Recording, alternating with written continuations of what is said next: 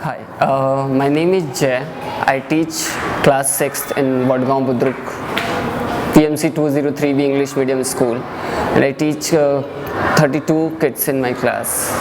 This is a Pune Municipal Corporation school, and all the kids, those who come to my school, belong to a very underprivileged family.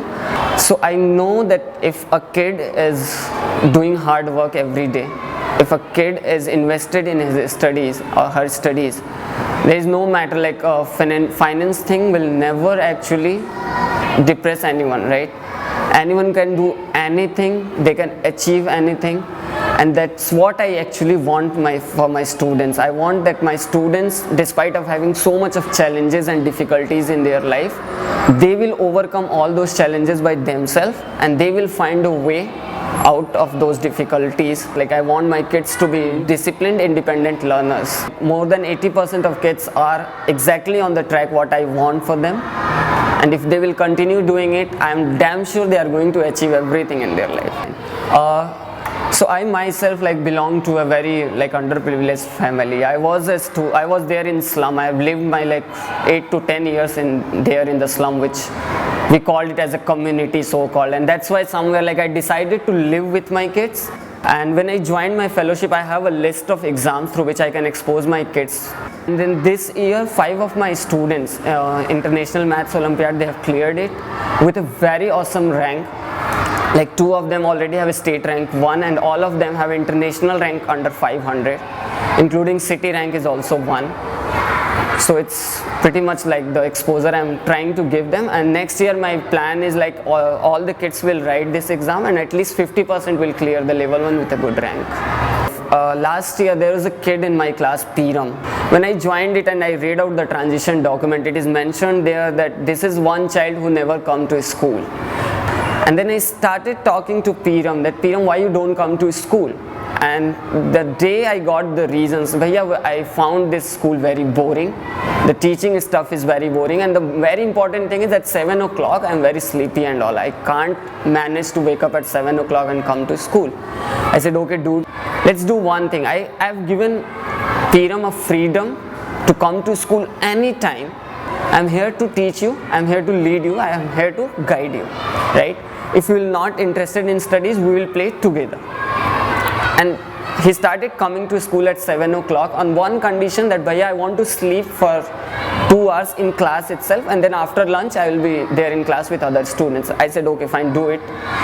For 2 months literally that boy was sleeping behind in the classroom. I didn't say anything to him. Even I've asked, I've taken the permission from principal ma'am for him especially. After 2 months, right, there was a test, and he did just awesome in the test, right? And then he came to me, bhaiya, just see, right, 2 hours concentration in class, and I can do such, I'm doing such a good stuff. I said, do it for 4 hours. From the next day, the boy is regular to the school, who every day now comes to school. Doesn't matter kitna barish ho raha hai, dhoop hai, thandi pad rahi hai, nothing. He comes to school just every day. Then in one of our class morning meeting, the girl Aditi mentioned that bhaiya, Teach for India fellows do lot of stuff in their class, but don't you feel bad when you see other classes? And I said, yes Aditi, I feel bad, but what can I do about it? So she said, let's plan a project and do something around it so that we can make sure that every child is happy in this school. I said fine. So my kids gave me homework, a lot of homework they give me, and I love to do those kind of homework. So they have given me a proper 1 week homework, that go plan and then come, and we are going to help you out, right? I said fine. I took 1 week with my HM. I was we worked till 4-5 o'clock here in this school to plan just what can possibly be done. I started with a normal class parents meeting, right? I and along with my school principal, we entered in all the parents teachers meeting. They have thrown bunch of questions which I was just not able to answer. The questions were आप 1 साल से हो कहाँ थे अब तक? Some of parents have this mindset, you cannot change this public education system. This is a government school और ये ऐसे ही चलता रहेगा. I said fine. I accept everything what they said, and then I said ki fine, just help me for 1 month, I need your support for a month. After a month, when I had my first parents conference called Samvad, where all the 360 parents I've invited, luckily all of them turned up, right? 360 parents, I was dealing with them like back-to-back sessions, and I was the only person who was talking to them on that particular day. And all of them were happy. They were just more than happy, and all of them were shocked, right? How a public school can change so much within a month, right? And there I started giving all the credit to the parents, right? The 360 parents, I said, it's just because of you. This school is running because of you and school principal and the teachers and the kids. They are going to stay here. Still, if you want commitment from my side, I have already committed to this community. I am not going to leave Pune unless this school is going to transform fully. In my first year of fellowship, first month especially, I was a teacher who never taught values to my kids.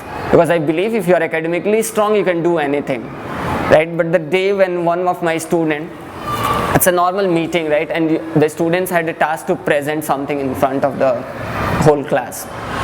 A girl, Divya, right? She came up with an awesome presentation of 2 different personalities. So she has written something on 2 columns, right? One column has a list like a person with a height of 5 feet 4 inch. It's just a BA and LLB degree and nothing else. And one person has like a height of 6 feet almost. And then he has a degree of BCom, BA, BSc, MCom, MBA, everything around there, right? And then she asked a question to the class, whom do you think is a very good person? Right? I was a person who believed in academics. I thought the second person is good. The moment she showed me the next slide was actually like the person with a 5 feet 4 inch and just 1 degree, 2 degrees BA and LLB was Mahatma Gandhi, and the other person was Osama bin Laden. And I was actually shocked, right?